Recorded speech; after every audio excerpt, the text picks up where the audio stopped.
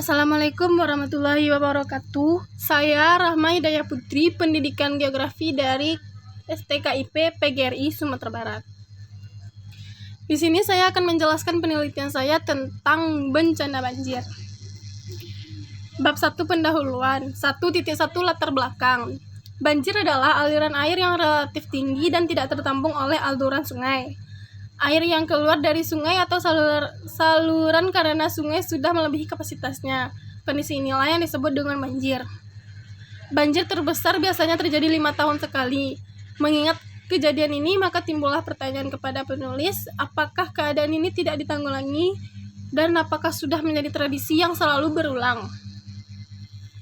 1.2 Rumusan masalah. Yang pertama, apa yang menyebabkan banjir terjadi? Yang kedua, faktor-faktor apa saja yang dapat memicu terjadinya banjir. Yang ketiga, bagaimana cara mengantisipasi banjir.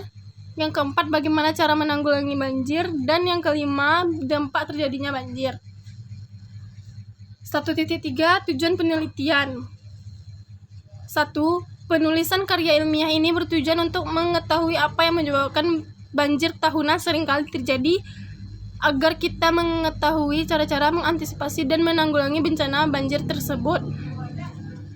Yang kedua, dengan adanya karya ilmiah ini diharapkan masyarakat mampu mengantisipasi atau mencegah agar banjir yang seringkali terjadi di kemudian hari.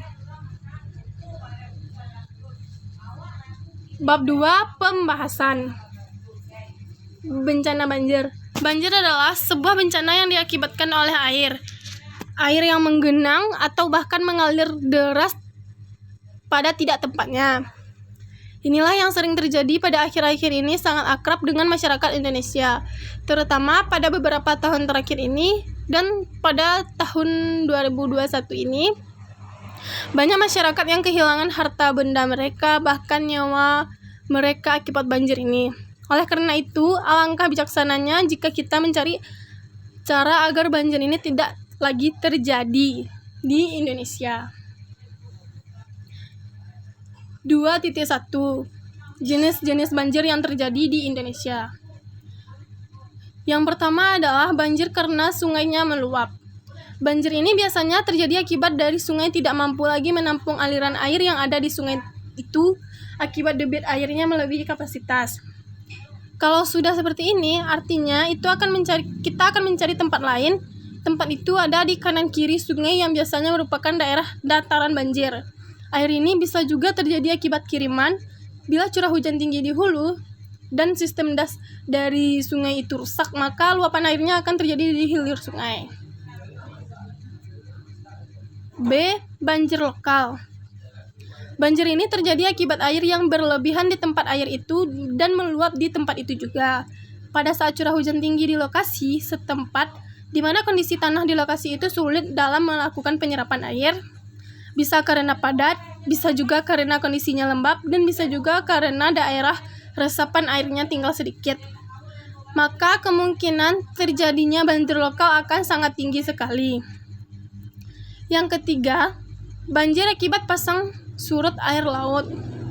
Saat air laut pasang, ketinggian maka air laut akan meningkat. Otomatis aliran ini di bagian muara sungai akan lebih lambat dibandingkan bila saat laut surut.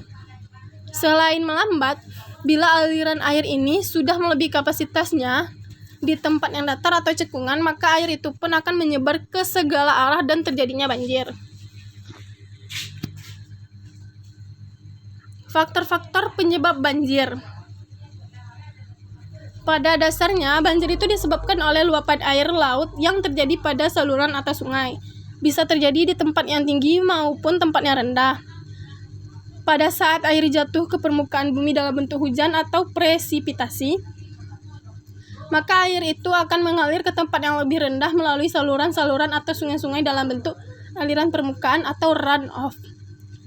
Sebagian akan masuk atau meresap dalam bentuk infiltrasi, dan sebagiannya lagi akan menguap ke udara atau evapotranspirasi. Ada dua faktor perubahan kenapa banjir terjadi. Pertama itu perubahan lingkungan, di mana di dalamnya ada perubahan iklim, perubahan geomorfologi, perubahan geologi, dan perubahan tata ruang. Dan yang kedua adalah perubahan dari masyarakat itu sendiri, Hujan merupakan faktor utama penyebab banjir. Perubahan iklim menyebabkan pola hujan berubah, di mana saat ini hujan yang akan terjadi mempunyai waktu yang pendek tetapi intensitasnya rendah. Akibat keadaan ini, saluran-saluran yang ada tidak mampu lagi menampung besarnya aliran permukaan dan tanah-tanah cepat mengalami penjenuhan. Perubahan penggunaan lahan dan otomatis juga terjadi perubahan tutupan lahan. Penggunaan lahan itu ada pemukiman, sawah, tegalan, ladang, dan lain-lain. Sedangkan tutupan lahan itu vegetasi yang tumbuh di atas permukaan bumi, menyebabkan semakin tingginya aliran permukaan. Aliran permukaan terjadi apabila curah hujan telah melampaui laju infiltrasinya. 2.3 Cara mengantisipasi bencana banjir.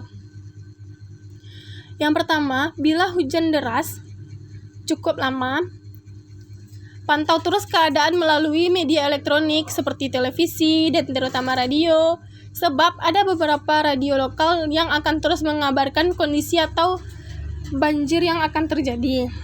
Dan yang kedua, siapkan barang-barang seperti handphone dengan charger, senter dan baterai cadangan, makanan dan minuman, surat-surat berharga seperti dokumen penting, sertifikat rumah, tanah, ijazah, dan lain-lain, dan dibungkus dengan plastik. Radio kecil bila handphone Anda tidak memiliki fasilitas radio, obat-obatan, pakaian secukupnya, selimut, dan lain-lainnya. Yang ketiga, saat tanda-tanda banjir mulai muncul di rumah atau lingkungan Anda, siapkan barang bawaan untuk mengungsi dan pantau terus ketinggian air.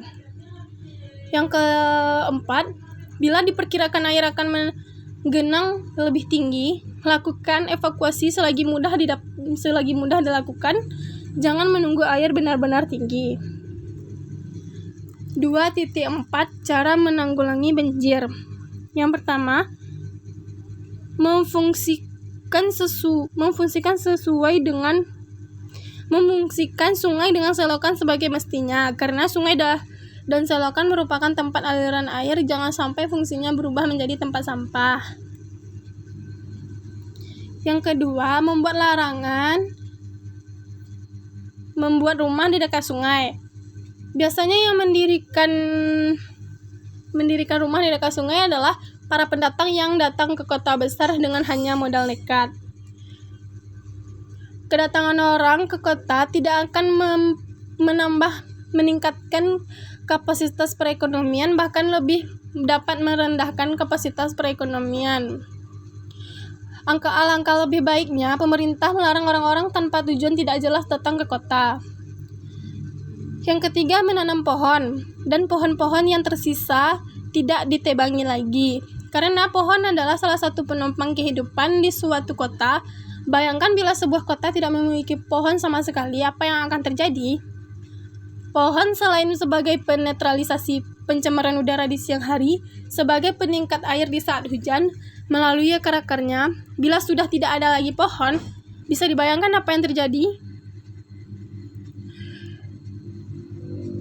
Yang keempat, larangan membuang sampah sembarangan, terutama membuang sampah kepada sungai. Alangkah baiknya pemerintah membuat peraturan melarang masyarakat membuang sampah di sungai, dan pemerintah membuat bak sampah tertentu di sekitar rumah masyarakat. 2.5 Dampak bencana banjir.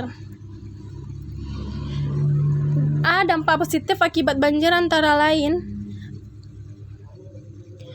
banjir memberikan kesempatan kepada manusia. Bila banjir yang menimpa kita tidak terlalu parah, maka sebenarnya kita telah diberi kesempatan oleh Tuhan untuk menjalani hidup kita lebih lanjut dan lebih baik. Yang kedua, banjir membuat manusia berpikir untuk mengatasi banjir. Setelah mengalami banjir, kita akan sibuk untuk memikirkan antisipasi ataupun pencegahan banjir. Yang ketiga, banjir memberikan pekerjaan. Saat banjir akan banyak muncul kuli akad, ojek perahu dadakan yang siap membantu Anda dengan imbalan tentunya. B. Dampak negatif. Yang pertama, banjir dapat merusak sarana dan prasarana. Banjir dapat menghancurkan rumah, gedung, jembatan, jalan-jalan, dan masih banyak lagi. Yang kedua, banjir dapat memutuskan jalur transportasi. Dampak paling umum dari banjir adalah memutuskan jalur transportasi seperti mobil, kereta api, motor tidak bisa melalui air yang genangannya tinggi dan juga dapat menghambat perekonomian masyarakat. Yang ketiga, banjir merusak dan bahkan menghilangkan peralatan perlengkapan, harta benda lainnya atau bahkan jiwa manusia seperti alat elektronik, perabotan rumah, seperti harta benda manusia yang lain. Dan yang keempat, banjir dapat mencemari lingkungan sekitaran kita. Sepertinya setiap banjir banyak sampah yang bertebaran di mana-mana. Sepertinya kayak sampah kayu, sampah batang, sampah yang besar-besar lainnya akan terdampar dan akan memasuki rumah-rumah warga. Bab 3, kesimpulan. Di sini saya mengambil kesimpulan banjir rutin tahunan yang menjadi tradisi warga kota Jakarta bukanlah hal yang baru kita alami. Sudah sejak bertahun-tahun lalu keadaan ini terjadi dan makin parah. Namun warga kota dapat bernafas lega karena ternyata banjir 5 tahunan tidaklah benar-benar ada. Karena banjir bukanlah sebuah siklus. Banjir tersebut bukan karena tidak adanya tindakan antisipasi oleh warga juga tidak adanya gerakan oleh pemerintah.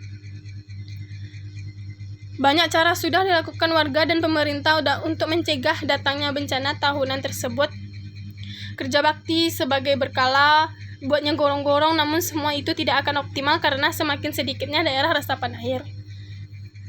Yang 3.2, saran. Sebagai warga yang baik, maka hendaknya kita menjaga lingkungan sekitar seperti tidak membuang sampah ke kali atau ke selokan, menjaga kebersihan lingkungan dan tidak menyemen halaman luar agar ada tempat untuk meresap air. Sekian materi dari saya. Jika ada salah kata mohon dimaafkan. Sekian, terima kasih. Assalamualaikum warahmatullahi wabarakatuh.